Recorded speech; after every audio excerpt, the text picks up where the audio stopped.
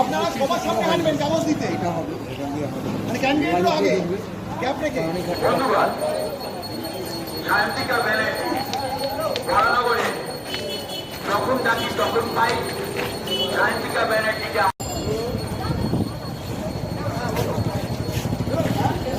তাকাও, গাড়িগুলো ছেড়ে দে। এই মানুষ প্রচারের গাড়ি থেকে নেমেছে কেনা?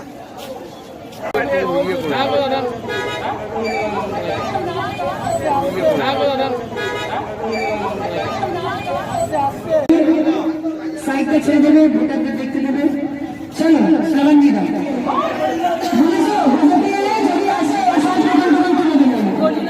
আসবে না তো?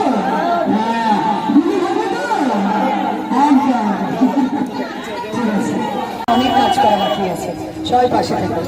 সবার নাম ভোটার লিস্টে উঠেছে? ভোটার লিস্টে উঠেছে তো? ঠিক আছে।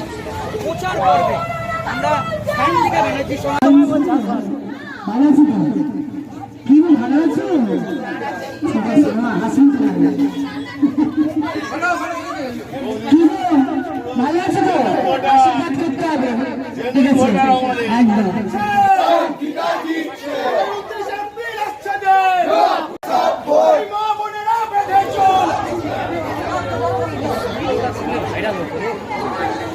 একদম।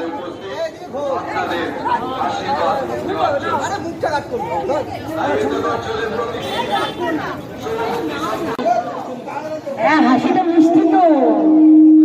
পাশে দেখো জোড়াফুল কংগ্রেসের প্রার্থী, সবাইকে অনুরোধ করছি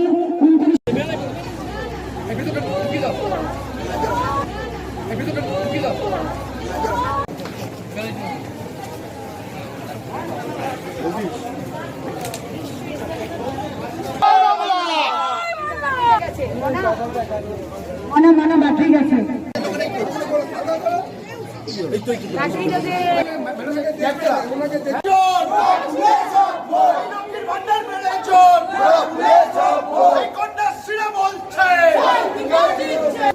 আচ্ছা আচ্ছা আচ্ছা, তাই ছবি এসছে, পাশে থাকবেন। হ্যাঁ, জোড়া ফেলে ভোট দেবেন সবাই।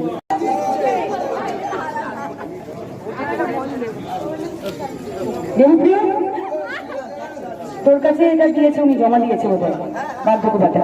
ইলেকশনটা যাবে আমি বলে দেবো। 30 এপ্রিল জোড়া ফুলে ভোট দিয়ে আমাকে আশীর্বাদ করবেন। আপনারা সবসময় আমাকে আশীর্বাদ করেছেন, 2024-এও আবারও আপনাদের আশীর্বাদ নিতে এসেছি। সবাইকে বলছি জোড়া ফুলে ভোট দিয়ে আমাকে বিপুল ভোটে জয়যুক্ত করবেন। আমি 5 বছর সুযোগ পাইনি বিধায়ক হিসেবে। 29 এপ্রিল জোড়া ফুলে ভোট দিয়ে আমাকে আশীর্বাদ করবেন। আপনারা সবসময় আমাকে আশীর্বাদ করেছেন, 2024-এও আবারও আপনাদের আশীর্বাদ নিতে এসেছি। সবাইকে বলছি জোড়া ফুলে ভোট দিয়ে আমাকে বিপুল ভোটে জয়যুক্ত করবেন। আমি 5 বছর সুযোগ পাইনি বিধায়ক হিসেবে।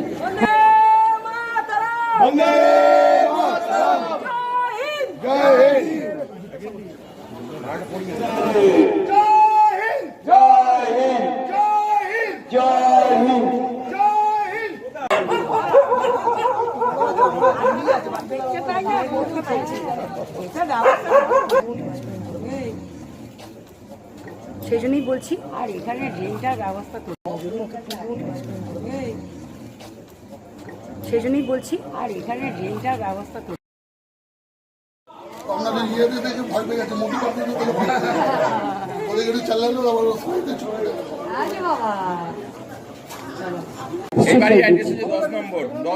একজনই নাম্বার দিয়ে দাও তো, ওই সায়নমণি ছেলেটাকে দিয়ে দাও। তোমার নামটা আর নাম্বারটা দিয়ে দাও, আর অ্যাড্রেসটা লিখবি, আর লাইটটা কোনো সবাই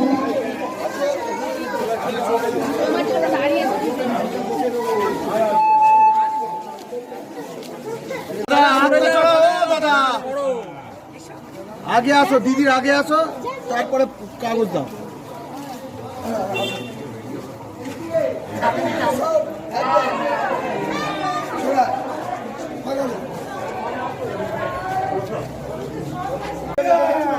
এখানে দাও।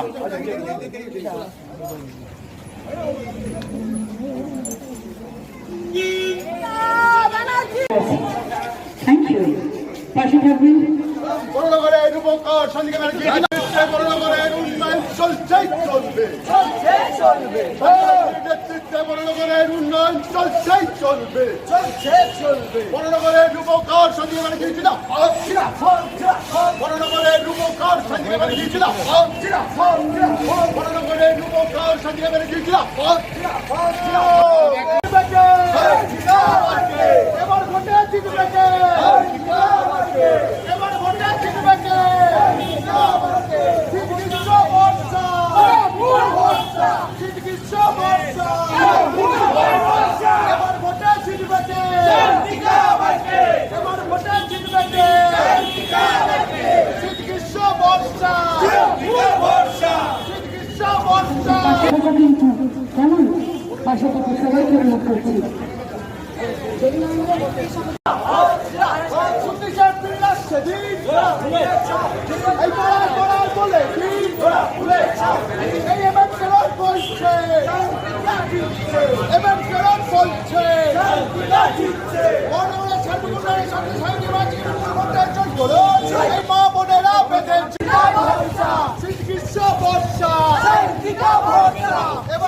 আজকে আপনি বেরোচ্ছেন এবং 33 নম্বর ওয়ার্ডে এই একটু আস্তে আস্তে প্রেস চলছে, এলাকা জুড়ে আপনি ঘুরছেন, কতটা সমর্থন বা কতটা ভালোবাসা পাচ্ছেন সকলের কাছে? সেটা তোমরাই দেখতে পেলে। মানুষের সবাই আশীর্বাদ করছে, তারা মমতা বন্দ্যোপাধ্যায়ের পাশে আছে, তারা মমতা বন্দ্যোপাধ্যায়ের সঙ্গী হয়ে আগামী দিনেও থাকবে সেই সমর্থনই দিচ্ছে।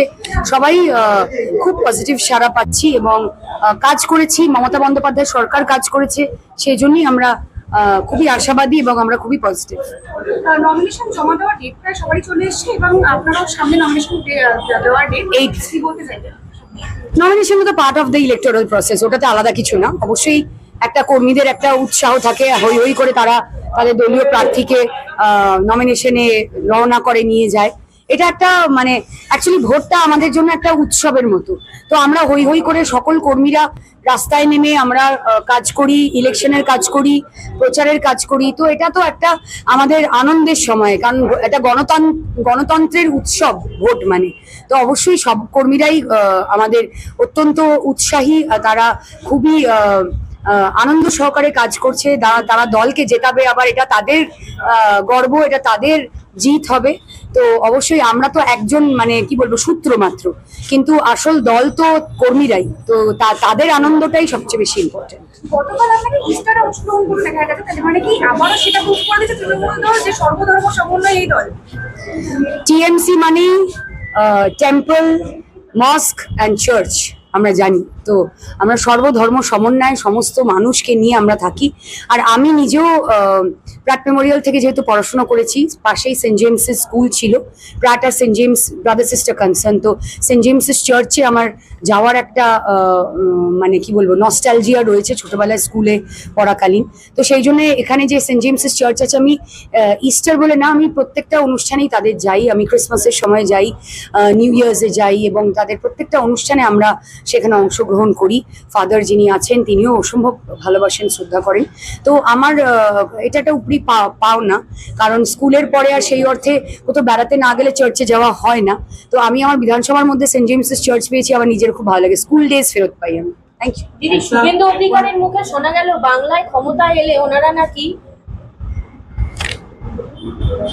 ধর্ম নামক শব্দটি মুছে ফেলবে, কি বলবেন সেটা? না, আমি মির্জাফর গড্ডারদের নিয়ে কোনো প্রতিক্রিয়া দিতে চাই না।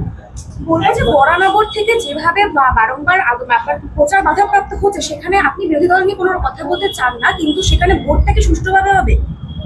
ভোট সুষ্ঠুভাবেই হবে, ভোট সুষ্ঠুভাবেই হবে। মানুষ যাবে, ভোট দেবে, সুষ্ঠুভাবে কেন হবে না? এটা তো গণতান্ত্রিক অধিকার প্রয়োগ করবে, কারণ এটা তো আর বিহার নয়, এটা বাংলা। তো এখানে সুষ্ঠুভাবেই ভোট হবে, বরানগরে সুষ্ঠুভাবেই ভোট হবে এবং মানুষ যাবে, তাদের গণতান্ত্রিক অধিকার প্রয়োগ করবে। আমার মিটিং আছে, কর্মী সভা আছে, ছেড়ে দিও।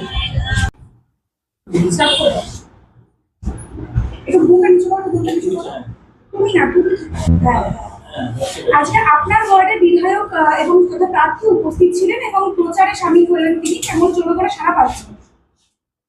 আমাদের ওয়ার্ডে জনগণের সাড়া আছে, কারণ আমাদের এখানে 80% মানুষ বিজেপিকে ঘৃণা করে এবং আমাদের প্রার্থী আমাদের ওয়ার্ড থেকে বিপুল ভোটাধিক্যে জয়যুক্ত হবে।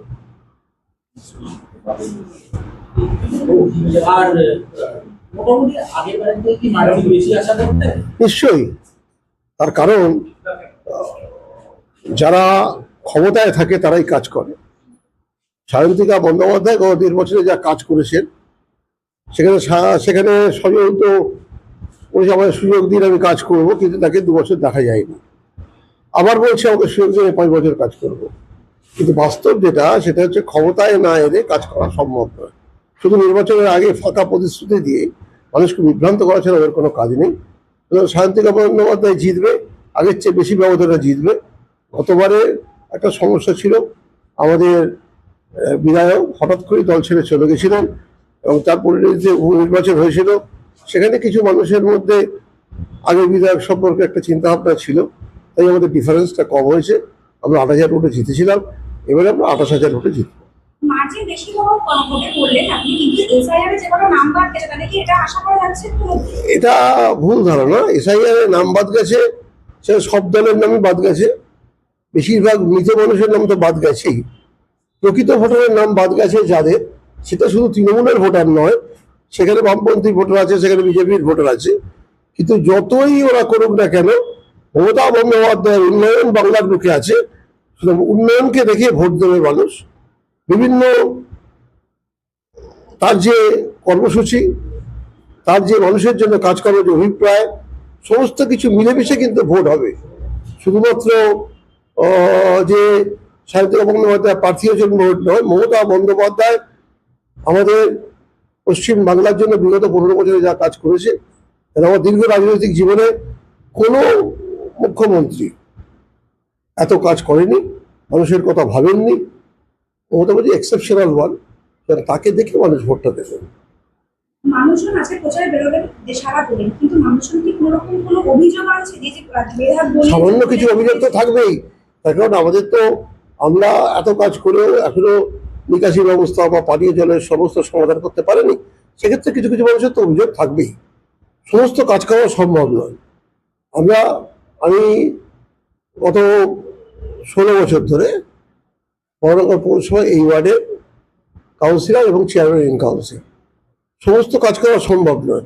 তবুও আমরা যা কাজ করেছি, আমরা বামপন্থী আমরা দেখিনি। তার কারণ তখন ছোট ছোট ডুম জ্বলতো, ছোট ছোট লাইট জ্বলতো, আমরা ভেপার লাগালাম, এখন এলইডি লাগিয়েছি। রাস্তাঘাট সামগ্রিক সংস্কার হচ্ছে, সমস্ত জায়গায় কাজ হচ্ছে। হ্যাঁ, 100% না, আমরা 100% করতে পারিনি, সমস্যা থাকবে। সেই সমস্যা আমরা সমাধান করবার জন্যই আমরা বিধায়কের নির্বাচন চাই, যে আগামী দিনে উনি এসে কাজ করবেন।